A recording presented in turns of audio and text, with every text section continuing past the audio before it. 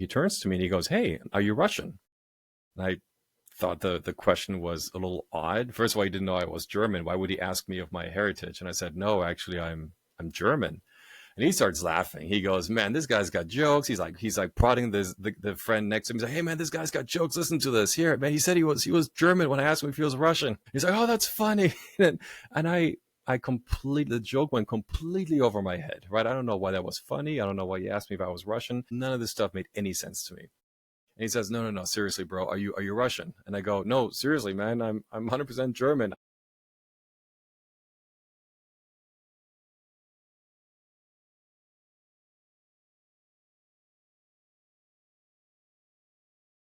Hello again, and welcome to another episode of Stories from Real Life. I'm your host, Melvin E. Edwards. Thanks for joining me for the podcast where personal stories can have a global impact.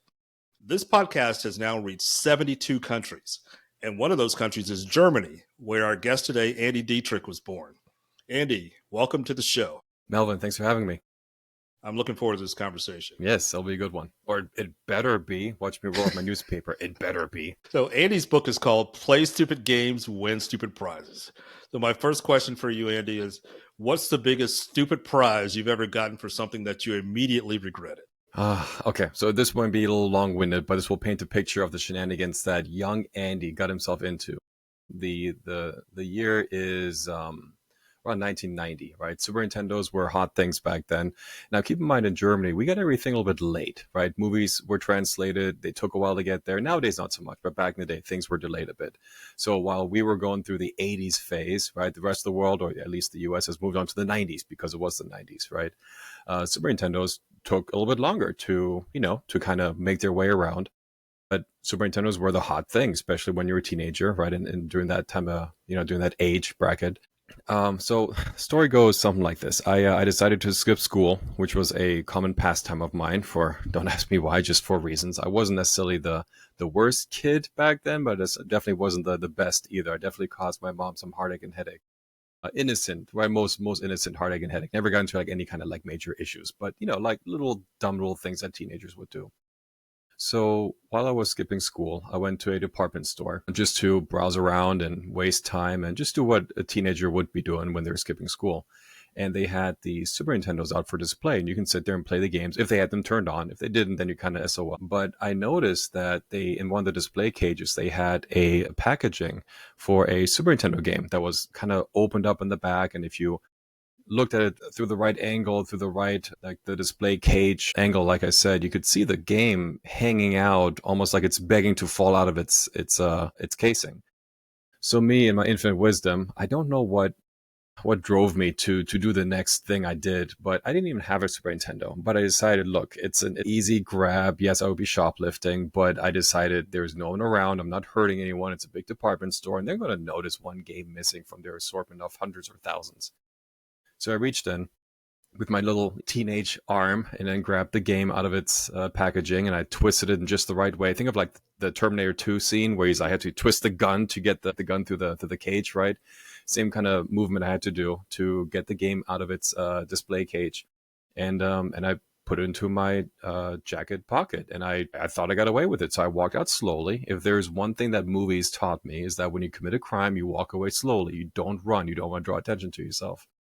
So I walk out thinking I got away with it, and I did for the time being. And then as I kind of looked at the loot, the prize, right, that I've gotten, it was Mario Paint. Mario Paint was probably one of the oddest games that Super Nintendo had to offer. Now, the odd thing about this, the especially odd thing about this game is that you would have to have a mouse that only came with that game, that only worked with that game for it to work properly. Of course, I didn't know that, and I didn't take that with me, so that when I tried to sell this weird little Super Nintendo game to a friend of mine who did have a Super Nintendo, we exchanged money, right? He got the game cartridge, and the next day he says, "Hey, I need the mouse that comes with it." And that put me in a really odd position because I couldn't just go back into the department store and ask for it nicely. I'm really stuck in between a rock and a hard place here, right? So as I tried to hold off the inevitable, finally said friend's dad decided to call my dad after I tried to give him some BS excuse about whatever. And after about a week or two, they finally had it. And so like I said, my friend's dad called my dad, spilled all the beans, Some, and I remember being in the bathroom, being on the crapper, and all I heard were the keywords: Super Nintendo, mouse, the dollar amount, or sorry, the Deutschmark, the amount that was exchanged, right? And I knew I was cooked, right? And as I was sitting there on the crapper, there was this little tiny window that was just there for letting air out, right? And was just barely big enough for a cat to squeeze through. And I thought, well, maybe if I really sucked in my gut, I could probably escape through that tiny little window and maybe draw this out for a bit longer. Anyway, so then my dad, my stepdad, he came to the door, he knocked on it, he goes, "I need to talk to you." Like, "Yep, you sure do." I decided to, I sat there and I thought, well, I can sit here for another hour or two if I really wanted to and kind of delay the inevitable. But at the end of the day, there's nowhere for me to go, right? So I decided to take my beating, and that's the name of the chapter, right? Take your beating. When you did something, we've done something that deserves you getting punished for it. Take the punishment, right? You apologize for the wrong thing you did. You take your beating and you move on. So let's just say that I got my beating both psychologically and somewhat physically. We won't go into the details. If you want to know the details of what happened to me, you can read the chapter in the book. But definitely that was a direct consequence of one of my actions. That's a stupid prize right there. Yes, 100%, and I completely earned it. So, what can others learn from your own mishaps, and what are, in addition to that one, was another one? Sure. So, I think that the general theme of the book is that you will do dumb stuff throughout life. And I think the value in experiencing life in the way that I think it should be experienced is that you go make mistakes. You do make some questionable decisions, but you also have to then pay the price and man up when you do something that didn't quite pan out in the way that you wanted to. For example, this is one of the more innocent ones. We went to a music festival many, many years ago. And while the group was hanging out by a grassy area to kind of catch our breath and to kind of relax for a bit, I decided to go get what I want to get, like a lemonade or something. So I got up, told the crew, "Hey, I'm going to be right back. No problem." Walk away, got my lemonade. I'm walking back. As I'm walking back, there were these two rather heavy set young women who were both sharing a box of fries. Now, me in my non-sober state, I thought it would be super funny and super appropriate to go up to them and go, "Nom, nom, nom, nom, nom, nom, nom, nom, nom," which I then did, just like that, with gusto. So again, in my head, it was perfectly funny, perfectly appropriate. It would be, they would all get a good laugh off of it. And as they both turned to me in disgust and both had like, still fries in their hands, as they looked at me with a look of, "Why would you do that to us?" It kind of came just like, the realization of what I did came crashing into my psyche. And I realized, oh my God, I just did probably the worst thing anyone could possibly have done. And I stood there, froze, and I looked at them with that bewildered look. And I said, I'm so sorry. I don't know what I just did. Sorry, I got to go. And I excused myself. So hopefully nothing bad came from it. But then again, this is one of those situations where, look, you think it's appropriate, you think it's funny. But if you mess it up, if it's not as funny as you thought it was, you freaking apologize. That's on you. So, do you remember what your mom said when she told you the family was moving from Germany to Alaska? So okay, so about that, let me give you the paragraph version of how I ended up here today. So I was born in Berlin. My parents got divorced when I was too young to remember. My mother and I then moved to the Black Forest area of Germany, which is a beautiful little region down by the border of France, in the southwest area of Germany. And then at 14, we decided, when I say we, my mother and I, we decided to move to Alaska, of all places. From there, I spent high school years in Fairbanks, Alaska. I got some stories to tell from that as well.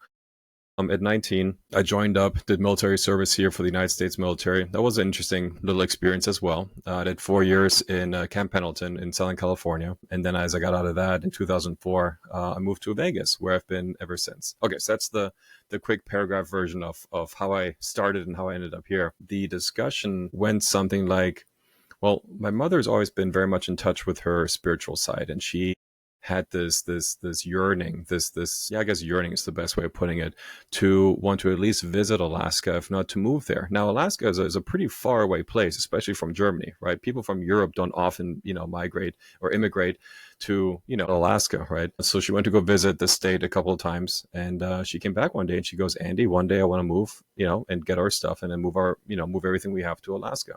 And I told her, "Mom, wherever you go, I go." So sure enough, when I was 14-ish years old, she's like, "All right, are you ready?" And I go, "As ready as I'll be. Let's go." And we literally just packed a couple of bags and we left. And we, of course, we went to go visit. We came back a few times just to visit, but we haven't looked back since. And I must say, having made that decision to kind of get a reset, to kind of get a restart in a different country, in a different culture, in a different language, was probably the best thing for the both of us. So we've done nothing but thrive, in my opinion, since then. That's pretty awesome. Yeah, thank you. So, what made you decide to join the U.S. military at 19 years old? Sure, entice you to join. And I told him, look, man, I'm not interested. Thanks for calling. Thanks, but no thanks. And pretty much just hung up the phone. Well, it was cordial, but I told him thanks, but no thanks. So then fast forward about 4 or 5 months, calls me up again, same number, same guy, same script. He's gotten promoted since then, though. So now he was staff sergeant so-and-so, right? But still the same. The whole bravado. And, just we went down his script and he asked me the same questions. And I was like, dude, look, I told you I wasn't interested. And he says, well, why don't you come down to my office? I'll buy you a cup of coffee and we can talk about it. So I thought, sure, I'll go down there. I'll get a free cup of coffee. I tell him no to his face. He'll take me off of whatever calling list he has. And it's going to be a win-win. So I go down there and the guy sold me on it. He didn't coerce me. He didn't, give me a load of baloney. He didn't blow a bunch of smoke. No, he told me how it was, how it is, what to expect, how long it's going to be. And the more he explained it, the more interested I was in it. And I think psychologically, subconsciously, I was looking for a way out. Fairbanks has a lot to offer, but didn't have a lot to offer to me, especially not at 18, 19 years old, trying to get a foot, trying to figure out how the world works. Fairbanks, Alaska is maybe not the most ideal place for that, unless you're into the whole, out in the wilderness lifestyle, which I definitely wasn't. Yeah, so I molded over, and my mom has been kind of up to that point been pushing me into that kind of a direction. She even mentioned one day, hey, don't you maybe want to think about joining, say, the Air Force, get a college education, maybe do something skill-wise, learn a new skill, learn a craft. And I told her I'm not interested in any kind of military lifestyle. And so when I told her, hey, I might be considering joining the Marines, she goes, okay. So I think she was just as surprised as I was. And it took me about a month, and then I was shipped off to boot camp. So it happened pretty quickly. Everything kind of came to a close. The lease on my apartment was about to expire. My job was about to lay me off for the summer months. All kind of just came to a nice little head where it made sense. And to answer your question directly, the only reason why I joined the Marines instead of the other ones is because, well, he was the only guy who called me. Had it been, maybe a sergeant from the Army or an airman from the Air Force, maybe I would have gone in that direction. But he was the only guy who called me. So here I am. Wow. It's funny how life works out like that. Yeah, 100%. I almost joined the military same kind of way you did. I was a senior in high school. One of the recruiters called me and said, what are your plans after high school? And I said, I'm planning to go to college. He said, what are you majoring in? I'm going to major in communications. So he said, well, we have the most high-tech communications equipment in the military. If you join the Army, you could learn all this equipment, and then you can get a free college education. And he wasn't wrong. He wasn't lying to you. And I said, okay, that sounded interesting to me, even though, like you, I wasn't interested in the military per se. But he said, okay, I'll pick you up Friday after school. I'll bring you down here to the office. I'll show you around and we can talk. I said, okay. So Friday after school came and he didn't show up. He didn't show up and he didn't call. That's this is surprising. pre-cell phone. So this was a long time ago. Didn't call. So I had the weekend to think about it. And over that weekend, I thought, I'm not interested. I don't want to do it. If he had come by that Friday, I might have done it. But then he called back on a Monday and said something happened, and sorry I couldn't reach out to you or whatever it was. Can we reschedule? And I said, no, I had the weekend to think about it. I changed my mind. That's fair. That's totally fair. He gave you the out and you took it, right? Yep. So that was it. Okay. If he had showed up, I might have had your story. So what are a couple of memorable experiences you had in the military as an immigrant? Yeah. So this may be, okay, I'll just tell the story and you can kind of, you can unpack it in your head any way you want to. So I flew under the radar for quite a bit in boot camp, which is what you're supposed to do. You don't want to draw unwanted attention to yourself, right? You don't want to be known by name by the drill instructors, right? So just kind of fly under the radar is probably the best course that you could do. So about halfway through the 3-month basic training cycle, the drill instructors found out that I was from Germany because of reasons. So since then, my nickname was Germany. So instead of, recruit Dietrich, I was Germany. Okay. So it's the last month of Marine Corps boot camp is field training. You go out in the field, you learn how to shoot, you do, like I said, field training. One of those exercises is the gas chamber. So we get all lined up, we get the training, how to use the gas mask and everything, right? And then it was our turn to go into the actual gas chamber and do the exercises, right? You take your mask off, you break the seal, the whole shebang that you're supposed to understand how that process works. Now you can how you should react in case there's a situation. So we're all lined up in formation, all rows and columns, neatly organized, and we all look the same. We have gas masks on. You couldn't tell one from the other, right? Because you couldn't see each other's faces. So then the drill instructor comes running over and he goes, Germany, Germany, where are you? Raise your damn hand, Germany, where are you? So I'm like, oh my God, I can already tell where this is going to go, right? So he comes, I raise my hand. I'm like, here, sir. And he comes running over and he comes over. So drill instructors wear these hats, right? They're called campaign covers. They look like Smokey the Bear hats, right? So they come out a good 3 inches, right, all around their head. So he comes over to me. And he pushes the was it the brim, the rim of the hat, right? He pushes into my temple, pushes me to the side by a couple of degrees, and he starts whispering. I say whispering. He wasn't whispering. He whispered in my ear. He goes, "All right, Germany, we're about to enter the gas chamber. Now you'll know what it feels like."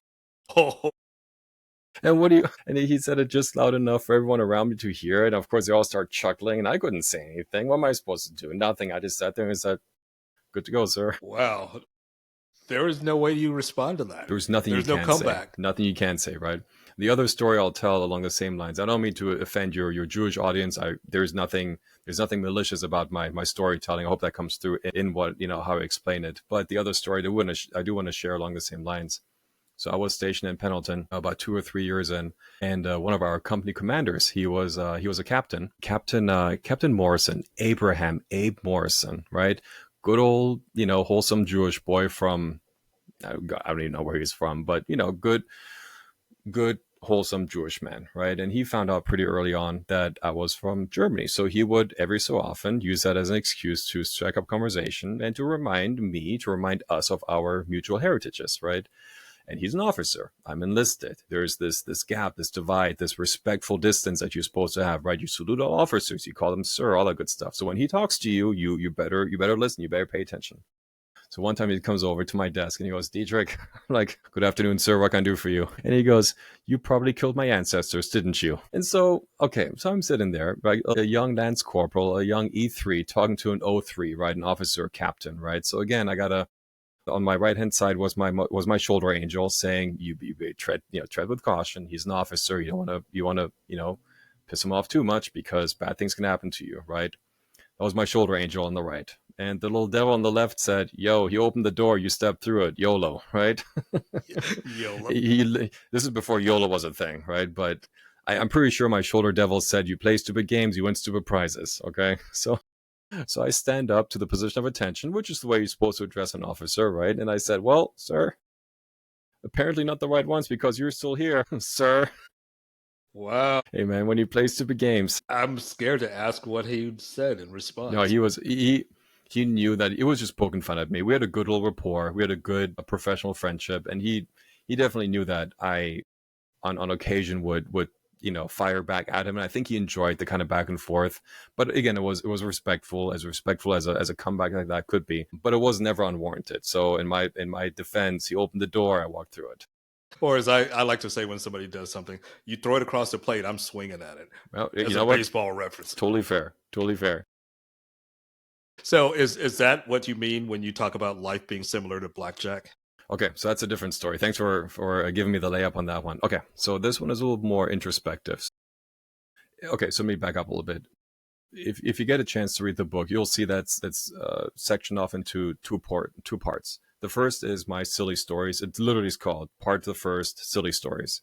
And the second half is a little more introspective. I go off on some rants. I have some opinions, some unpopular opinions. We can talk about that in a second too if you want. A little bit more serious topics that don't fit under the silly topics, the silly stories topics. And one of them is the Life is Like Blackjack. If you've ever played Blackjack, pretty simple rules, right? You get a couple cards dealt to you, and then you make a choice. Do you hit? Do you stand? Or even if you want to, you can surrender, right? Some hands in Blackjack you cannot win. They're already lost before you do anything. Whether you hit, whether you stand, some hands cannot be won. And I think that has an interesting parallel to real world. There are certain situations in life that are just not, you will not come out on top. You just won't, right? The situation's already unfolded itself in a way that will not allow you to be victorious, if you want to use that term. And I think the best thing you can do is take the hit, take a knee, and try again. So that's how life can be like blackjack. Some things you cannot win, you just gotta try again. Okay, that makes perfect sense. So I'm wondering something because I've never attempted to crash a wedding. Okay.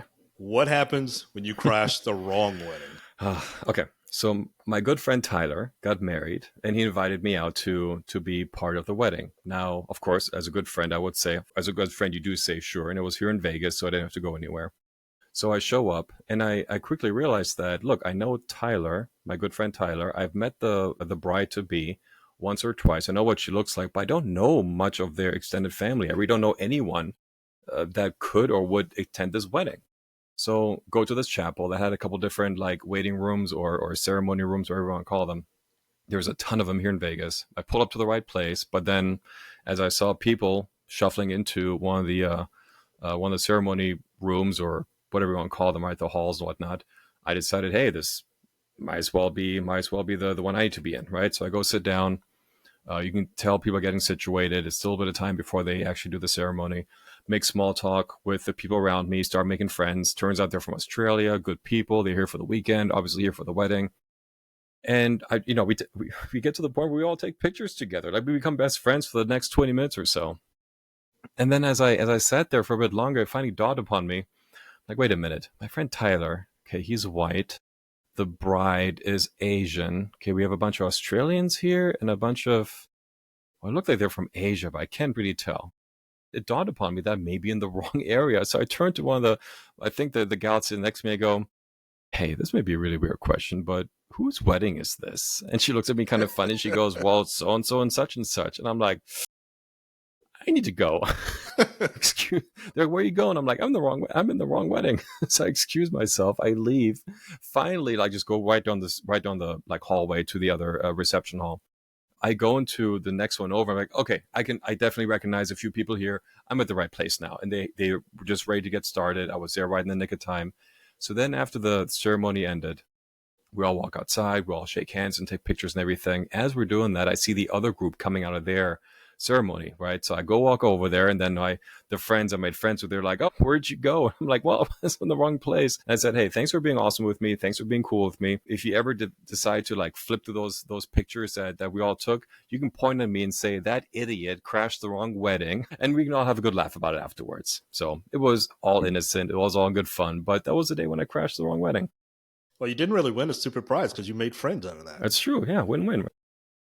So how did you mistake a fraternity rush for a question about your heritage? Okay.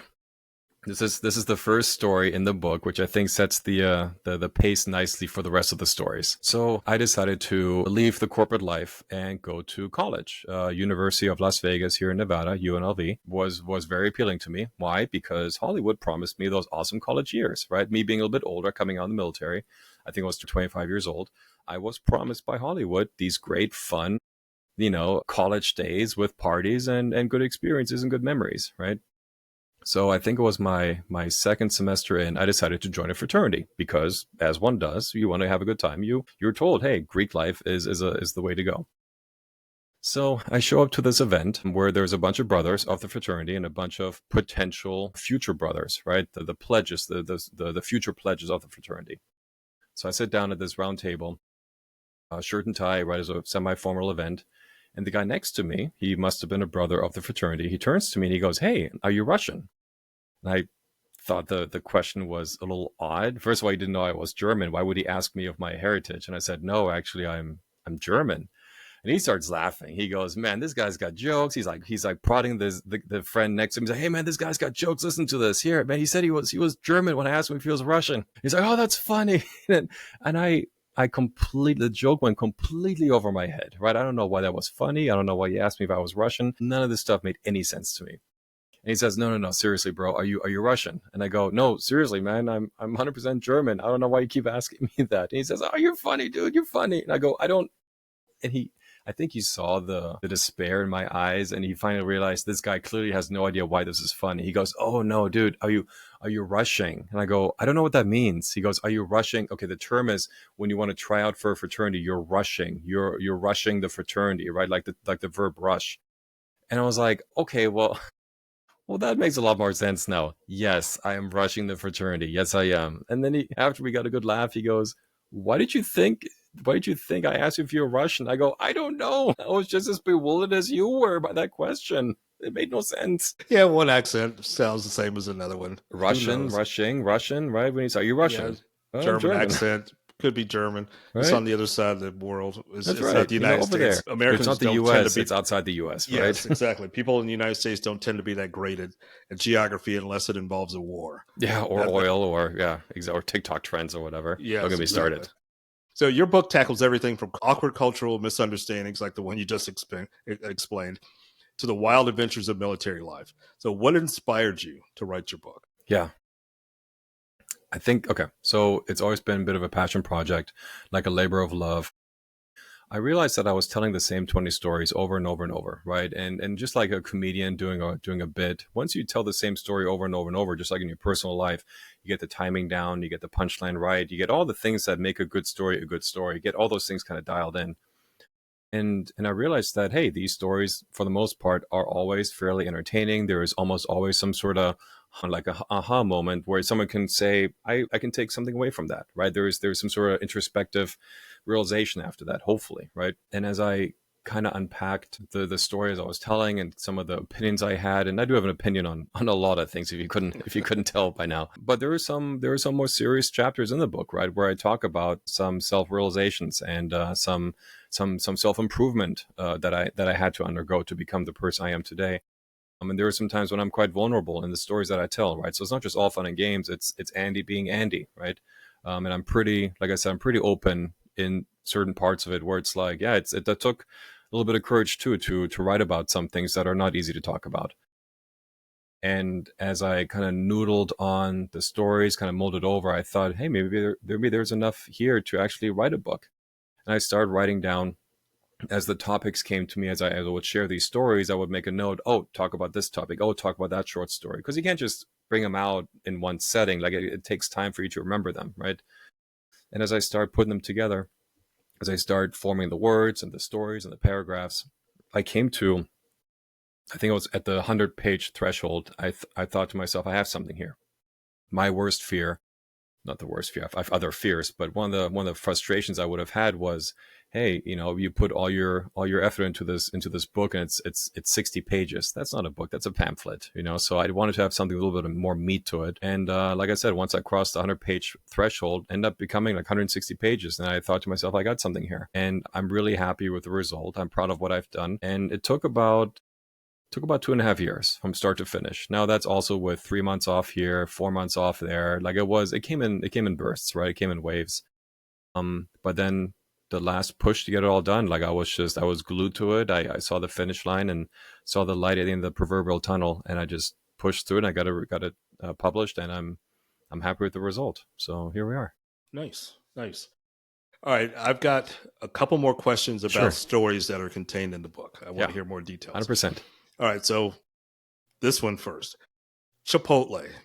In line at Chipotle. How did you witness the beginnings of a divorce? Okay, so Chipotle still is one of my more favorite places to go to eat, right? And if you've ever been to Chipotle, there's almost always a line, right? And you kind of get to do some people watching of the people in front of you, sometimes even people behind you. So as I was standing in line waiting for my turn to tell the person what I wanted, I saw this middle-aged woman with her two daughters, right? These daughters were, I don't know, 8, 9, 10 years old. That was my guess. No idea. No, it doesn't really matter for the sake of the story. And one of the girls was playing with a hair tie. She was kind of pulling it and playing with it and twisting it and bending it. And it caught her mom's attention. And she goes, "What do you got there, honey?" She goes, "A hair tie." And she goes, "Where'd you get that?" And she goes, "Daddy's car." Oh, Her eyes lit up so big. So I don't know what the context is or was. I don't know what happened after the fact, but I think I may have witnessed the beginnings of a divorce. wow. Well, at least you weren't the cause of it. Well, So, not that time. No, it's like all I right, jokingly tell people when we pass like a pregnant lady, I always point and say, "Nope, that's not me. Not my fault. Nope, that wasn't me." and I got to hear about one more story before Okay, we go. sure. I know they say what you're not supposed to talk about what happens in Vegas. It's supposed Okay, to stay there. But we're going to talk about something that happened in Vegas because I I'm think I know curious where we're about going with this. Okay, go ahead. how one man's behavior messed things up for everybody else. Okay, so background. I was dating a girl who wasn't old enough to drink yet. She was old enough to be an adult, but she wasn't old enough to drink yet. Okay. That in itself, not that big of a deal, right? But the issue that we had was that me and my friends would like to go to the clubs, the nightlife that Vegas has to offer is second to none. And the problem is that even with a fake ID, these the security at these clubs, they're really, really good at what they do. They have to touch, I think, at least 1,000 IDs before they can even work on these certain jobs, right? And they should be able to spot a fake from a mile away. And my girlfriend at the time, she had a fake, a really good fake, but it was still a fake. So we tried one day to bring her into the club with a fake ID. Security looked at it for literally 2 seconds, like, nope, like you can step out of line or we can make this into a bigger deal. We're like, all right, let's just step out of line and go from there, right? That's probably the lowest. How should I put it? That's why the easiest getaway you can get if they spot a fake ID. They can be difficult and they can say, "Cool, I'm going to hold on to it till Metro, until the police gets here," and you can plead with them to get it back. Now it's technically still your property. They still technically can't hold on to it. You can still say, "Look, it's my property, whether it's fake or not. It's mine," and take it and walk away. But again, depends on the security person, depends on the day, depends on their mood, right? So just as a FYI, if you want to try to get away with that, just it's still yours, whether it's fake or not. It's still your property. Okay. Anyway, so try getting her in. Didn't work that night. Well, this is awkward, right? I mean, me and my friends would go in and have a good time, and she would just be waiting outside or go home or I'll see you tomorrow, right? It made for an awkward situation, right? So then I thought, okay, what can I do to get her and her friend into these clubs, right? So rub my two remaining brain cells together, and I realized that the return stamp. So when you walk into a club or like most like adult establishments, they give you a stamp on your wrist, and that means that you can come in and out of the venue all night. You show them the stamp. If you've been in before, they see the stamp. They say good to go, and you walk right in. So I thought, well, how difficult would it be to make the stamp like outside the club, and then just stamp, my girlfriend and her friend, and then just walk in with the stamp of the night. I mean, in my head, it was brilliant, right? So one night we're going to try this out. So we went to the room at the Cosmopolitan because the club we wanted to go to, Marquee, was right there down on the second floor. And I remember getting like this rubber block used for like arts and crafts. I got a bunch of X-Acto knives with like carving, chisel heads or whatever you want to call them, right? And I figured, look, I can make almost anything. I'm pretty handy with a hammer. I can do things with a screwdriver. Using an X-Acto knife on a block of rubber shouldn't be that more difficult, right? So we sent one guy in, told him, hey, get the stamp. And then once you're done, just literally turn right back around and come back upstairs or come back up to the room. So he did. And I looked at the stamp. I remember in my head, it was like one of the most complicated, like intricate designs. It was like this weird sunburst shaped design with like these little intricate areas in between. I'm like, why did they have to pick the most complicated, the most difficult stamp for this particular night, right? So I sat there, I took a picture with it on my phone, and I sat there just sitting there carving this block of rubber. Right, I had to guesstimate the size, had to guesstimate a lot of things. Right.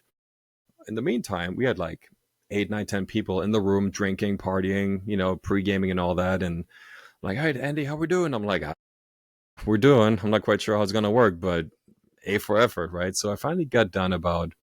I don't know. It must have taken maybe only 20 minutes. In my head, I'm sure it was like an hour. But anyway, we get done with it.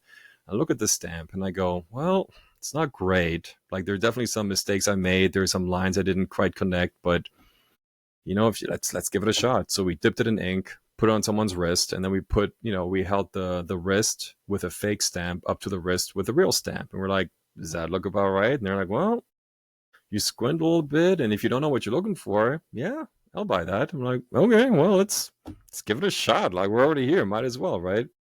So it was a good group of us that walked in. I think it was two or three of the guys and gals that didn't have ID, or weren't old enough to be at a club. We give them the stamp, and we were like, all right, we're gonna walk in pairs of twos. One person with the right stamp, one person with a fake one, walking in pairs, about 20 seconds in between, so not to like make it obvious or whatever. And sure enough, we all walked in. We literally just held our wrists up. The guy looked at him. He says, yep, good to go. You walk right in. So I keep this in mind, right? You show this return stamp, you don't stand in line, you don't pay cover, you don't have ID checked. Okay. Those are all some pretty big perks when it comes to going out and experiencing nightlife in Las Vegas. So once I realized that this worked, of course I had to weaponize it, right? I couldn't just leave it at a crappy block that I get from arts and crafts. No, I made this like industrial grade, right? So I ended up buying like this Martha Stewart like stamp making kit where you get like this gel pack and this UV light thing. It's this whole shebang of like making semi-professional stamps, right? And I kind of get the process down better and better to the point where I got so good at it that at the height of it, and mind you, this whole operation lasted for a few months, and I'll get to how it ended in a minute. At the height of it, I got so good with it that if I didn't have the stamp, and I already had a bunch of them because I made them for, a couple of weeks leading up to this, and they changed the stamps all the time, but they only had so many stamps they pick from, right? So their collection was only maybe like 6, 7, 8 stamps, and they just rotate them, right? Once you have them all, you have them, right? There was nothing special about them. Collect the full set. Exactly. Collectibles. That's right. I still have them here somewhere. I can actually, there's a picture of them in the book. So if you go to the right page, there'll be a picture of them in there. So at the height of it, I got so good that if you sent me the stamp of the night and I did not have it, it would take me literally about half an hour. I would Photoshop it out, print it out, the whole gel pack, the whole Martha Stewart stamp printing, Dewey key, right? The whole process. And I got so good at it that I would have like an actual like physical stamp that you could dip in ink and go cha-ching, cha-ching, cha-ching. And the word spread pretty quickly. I was in college, I was in a fraternity, so shenanigans like that would make their ways around to the different groups.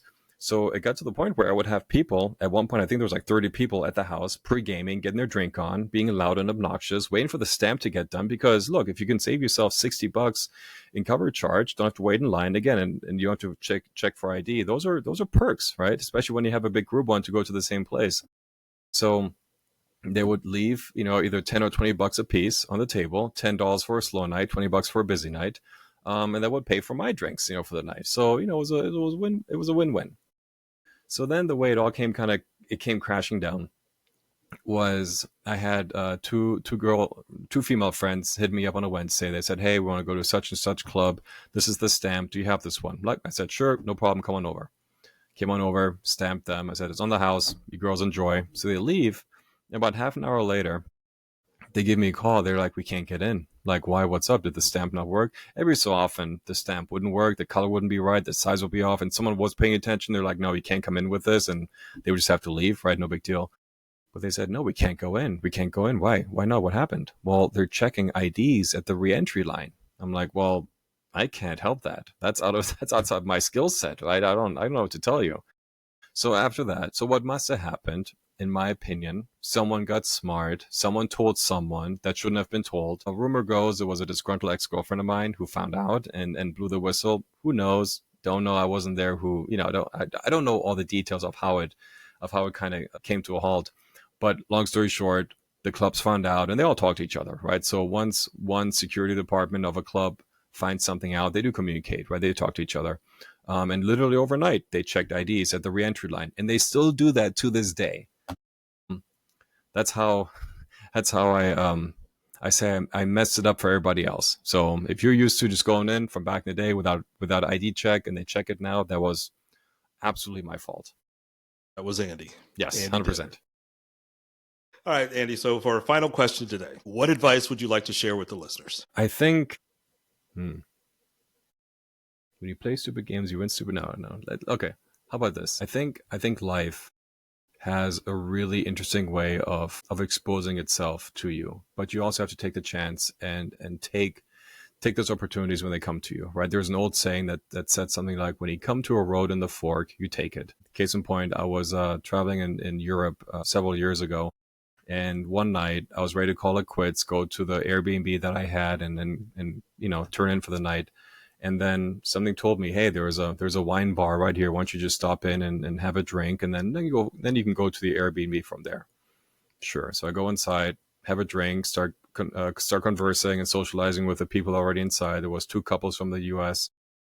And that night, and I'll spare you the details. There are more details in the book if you want to read that story. But that night turned into probably one of the most entertaining, fun nights I've had on a Europe trip. So again, I think the message If you condense it all into one short little snippet, is life has a lot to offer, but you have to take the chance. Nothing will happen to you when you sit at home and watch YouTube and do the doom scrolling, right? Life beckons, but you have to answer the call. That's a good piece of advice to end this conversation. Our guest is author of Play Stupid Games, Win Stupid Prizes. His name is Andy Dietrich.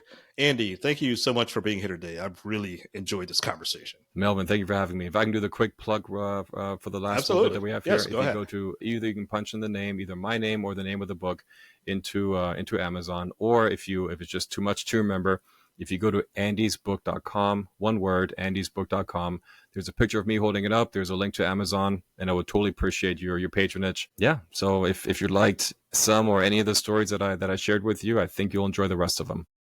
Well, I can do you one better. I can make it easier for him. I'm going to put the links on my website.